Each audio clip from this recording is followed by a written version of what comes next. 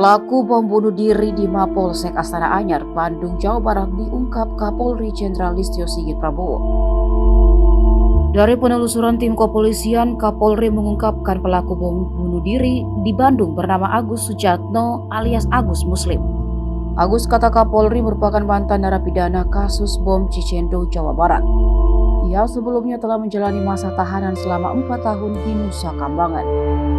Data kepolisian menyebutkan Agus bebas dari penjara pada September 2021. Listio menjelaskan bahwa Agus termasuk mantan napi yang sulit dilakukan deradikalisasi, sehingga perlu upaya yang lebih untuk dapat menyadarkannya.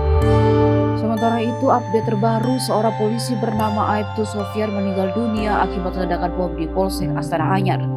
Hal ini diungkapkan Karopenmas Divisi Humas Polri Brigjen Ahmad Ramadan.